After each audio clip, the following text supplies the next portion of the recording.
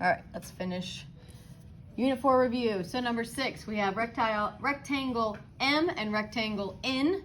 We need to write one expression that represents the area of the shaded part for rectangle M and use the distributive property to write a second expression showing the same area. So that's where we have the undistributed side on one and then the equal sign and then distributing it out on the other side. So who can tell me, if we're looking at rectangle M, we need the shaded part here. How do I find the area again? 2, how do I find the area of a rectangle? Length times width.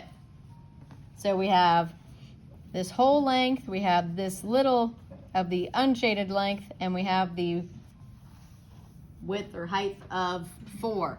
So what am I going to do there? I don't need that full 9, right? Because that would be for the entire rectangle if I multiplied 4 times 9. So what do I need to do there? 12?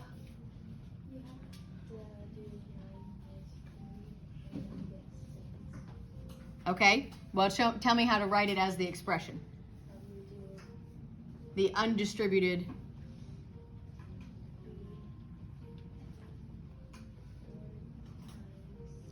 Yep. 4 times. Yes, 9 minus 3 in our parentheses, because we don't need this whole 9. We need to take away this 3 so we can find out this missing piece, right? So if we do 9 minus 3, we end up with 6, and then we can do our multiplication there. So now tell me how to write the other part of the equation. If I take that factor and I distribute it out, what's it going to look like then?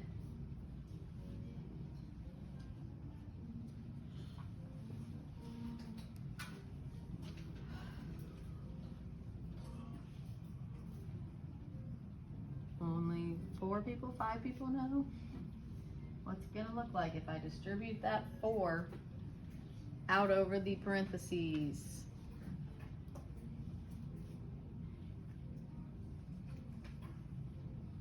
7, what do you think? 4 times 9 plus 4 times 3. Good. We take that 4, we distribute it out to both of those. We don't have to necessarily have parentheses, but it kind of makes it look a little neater if you put those parentheses there. And now on letter B, we're using rectangle N, so this one. And we want to know, using the distributive property, to write a expression for the area. So just the whole area. We have a 10 on the side, and then we have a Y and a 7 at the bottom. So what do I need to do in order to be able to find the area of this rectangle?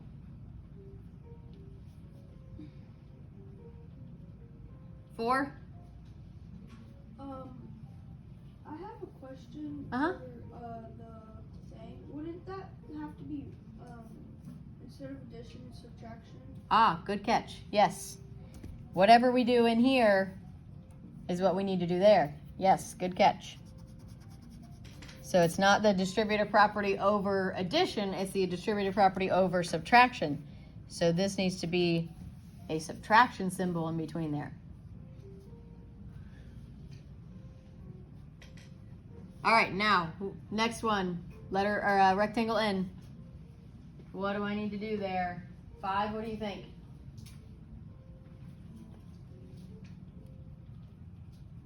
What's my factor? What am I multiplying on the outside going to be? If we look at this rectangle.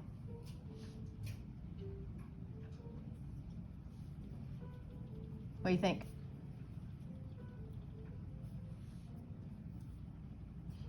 Look what we did here. 4 times, and then we use the 9 minus 3. So what are we going to be using as our factor here? Is it going to be the Y, the 7, or the 10? The 10, yep.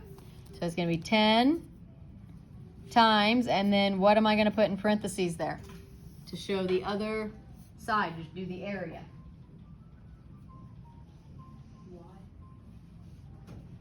Just y? If I want the area of the entire rectangle. This is y minus 7?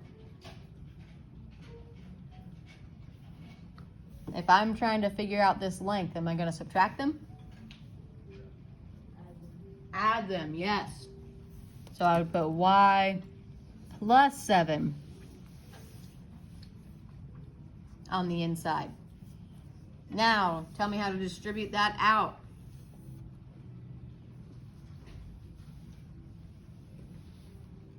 $15, what's it going to look like if I take that factor of 10, watch up here, and I distribute it out? What are my two sets of parentheses going to look like?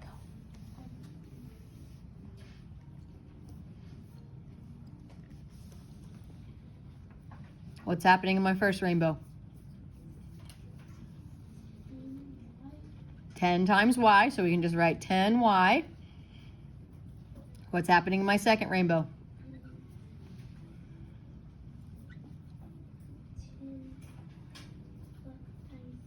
10 times 7. Good. And then what goes in between here?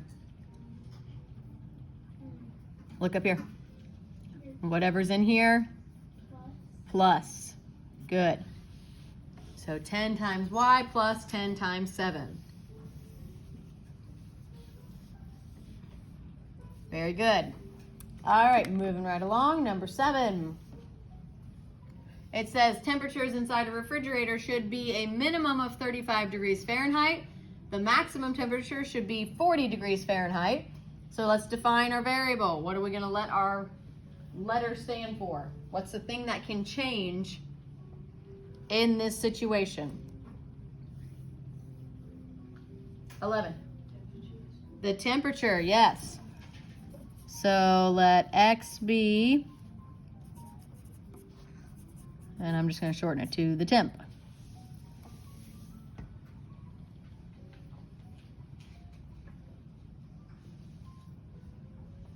Represent the statement with variables. That means our inequalities. So x needs to be what and what?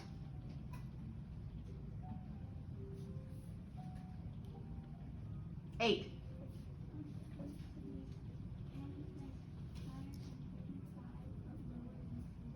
Okay, so tell me how to write the actual inequality with the symbols. So x is whatever. So what's the first one you're going to tell me? X is what?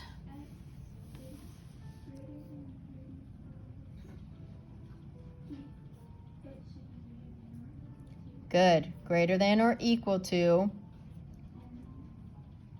what? 35. Good. Comma. And then what's the other end of our options there? 5. X is less than or equal to 40. Good. X is less than or equal to 40. That means it needs to be somewhere between 35 and 40 degrees. Now, let's think about our graphing. We see our number line goes from 0 to 70. We are talking about temperature. So are there any specific things we need to think about while we are graphing this? No. Can I have fractions or decimals of a degree? Yes, I can, right? This is not people or alligator eggs or things like that that cannot be partial. Temperature, the degrees can be partial. So we could have 35.7 degrees, right? So we can just think about, we don't have to put the individual dots, we can just color in the whole line that we need. So how am I going to graph this then? What's it going to look like? 13. Would you put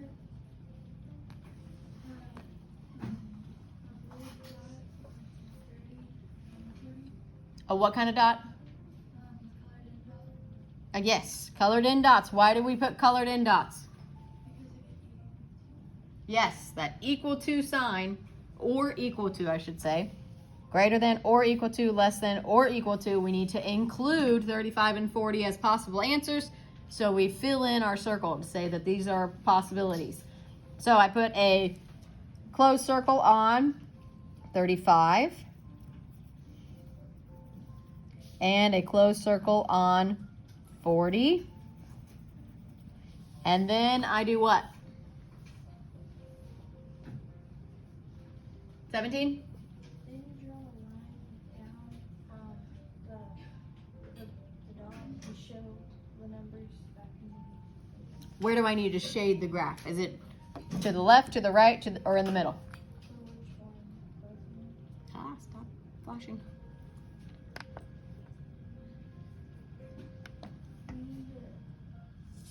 Well, if it says we need to be bigger than 35 but smaller than 40, where is my shading going to happen?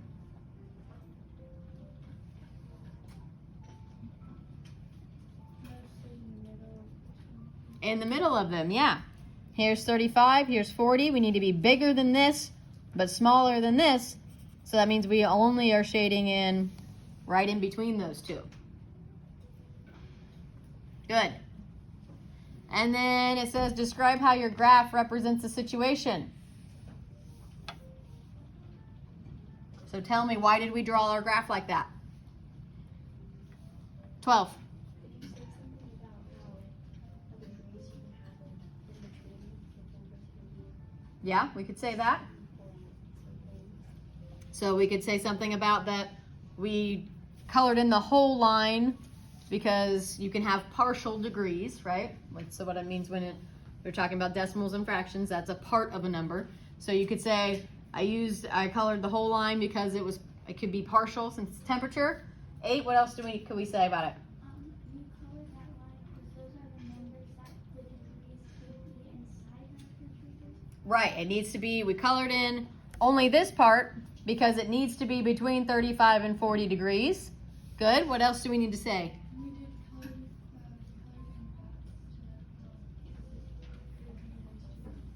Right, so we can say that I filled in my circles because 35 and 40 are possible answers. So we can say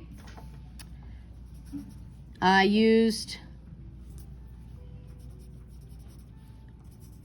closed dots to show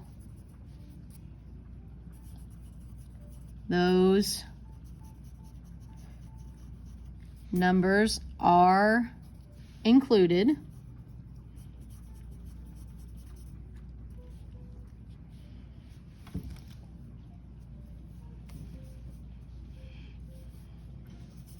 I shaded the whole line between them because temps, I'm going to shorten that to temp for temperature, because temperature can be partial numbers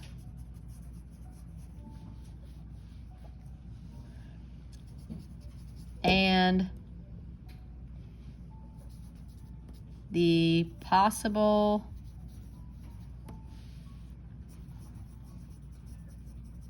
solutions are between 35 degrees and 40 degrees.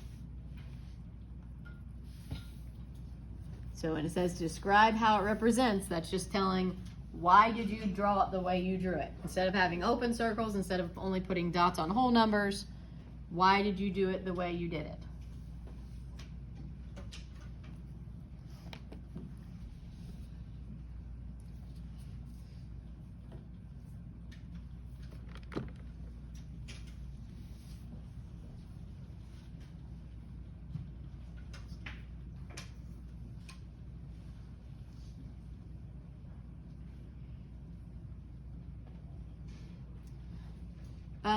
Number 8 on the test, we are going to throw that out. We didn't do that lesson because I didn't think it was necessary. They wanted you to do something like 44. You can fill this in, but you're not going to have to worry about it on the test. times, and then they took this 102 and broke it into 100 plus 2. Like that. So then it would be 44 times 100. Right, and then you'd take that distribution across those two, so it'd be 44 times 100 plus 44 times 2. Oh, not 22, times 2.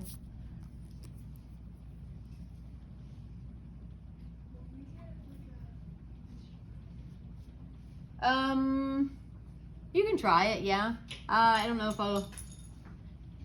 it won't be very much if you do. It may be a point or something. It's not going to be like 5 or 10 points or something to get extra credit, but it's basically just thinking about breaking one of these numbers apart to something to make it easier to do the multiplication in your head.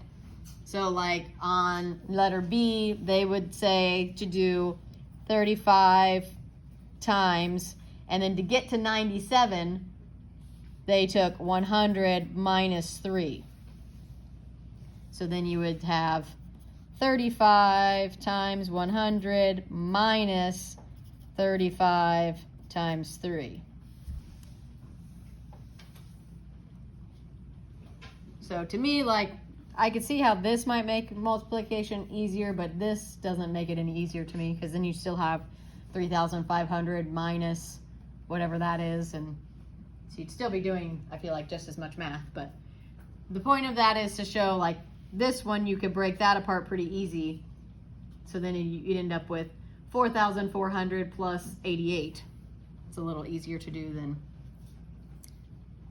44 times 102. And then on letter C, they have, on letter C, they were finding a factor they both share, so they use 16.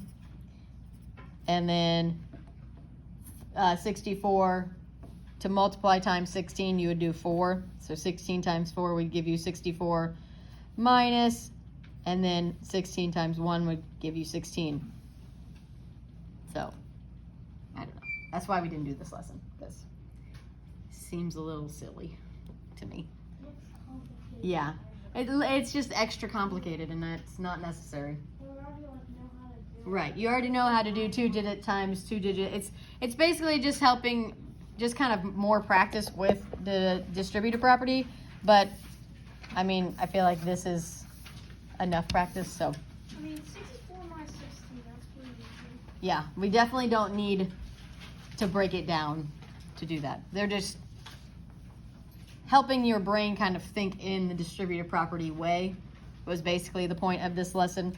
But if you know how to do this type of distributive property, then you'll be good to go. So again, on the test, this problem, I'm not going to count against you, but you can try it and see, you might get an extra point or something like that, okay? All right, moving along, last page here.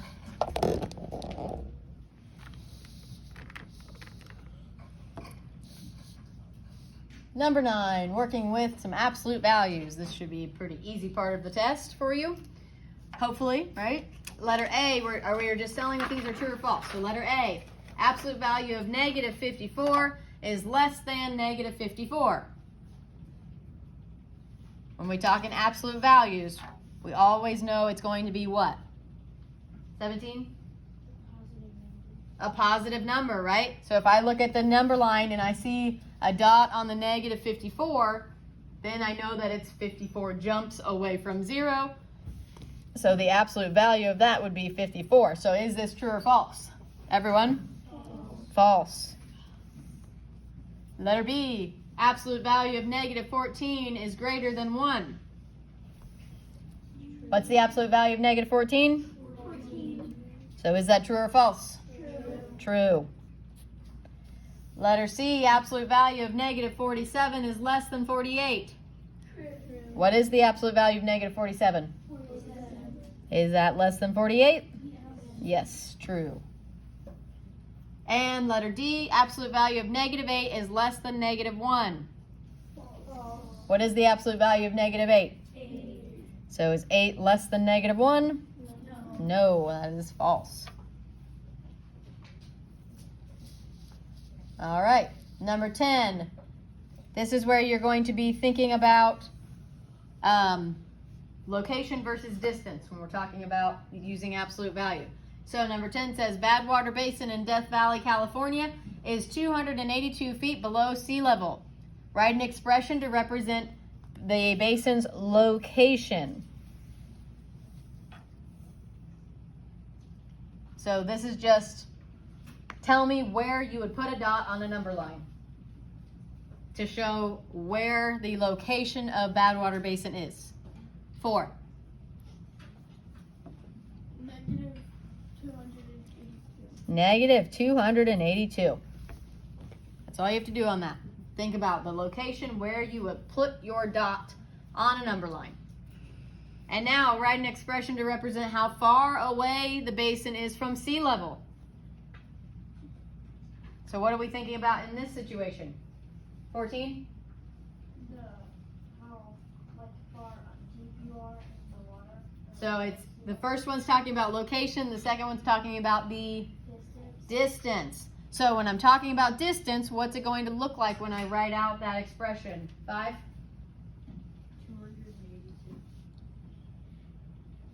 282. That's not the expression.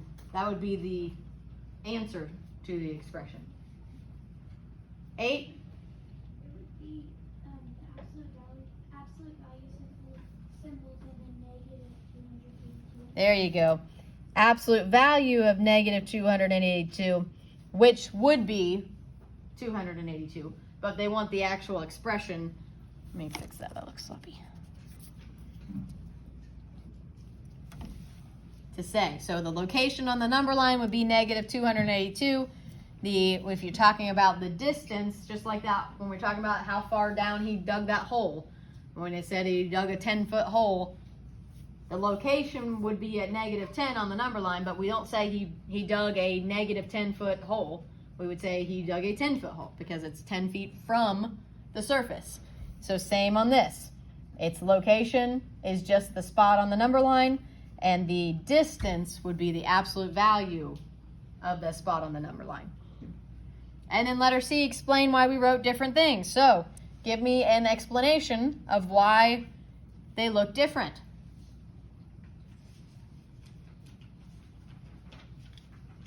13. Because on the first one you were trying to get the location. On the second one you were trying to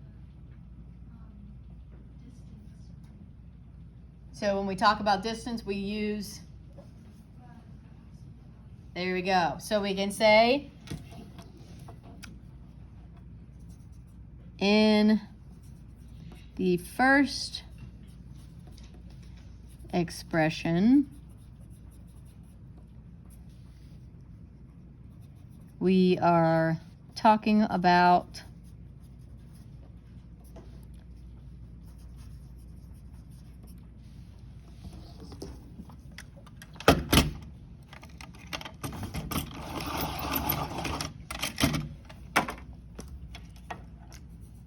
the location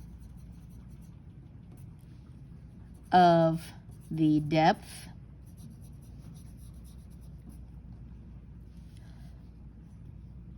in the second, we are talking about the depths, distance from sea level. And distance is always positive.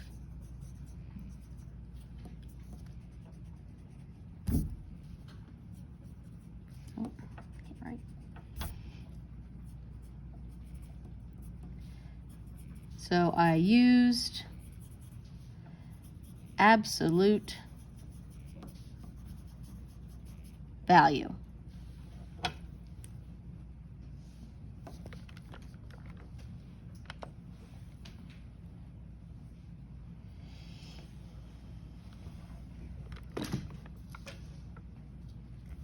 In the first expression, we are talking about the location of the depth. In the second, we are talking about the depth's distance from sea level, and distance is always positive, so I used absolute value. Any questions on that one? All right, and number 11, put a big X on, because we did not learn that. That is no longer a 6th grade standard. Finding this term right here, mean absolute deviation. We don't have to do that in 6th grade anymore. So, we did not do that lesson, so we are not doing that question on the test. Okay?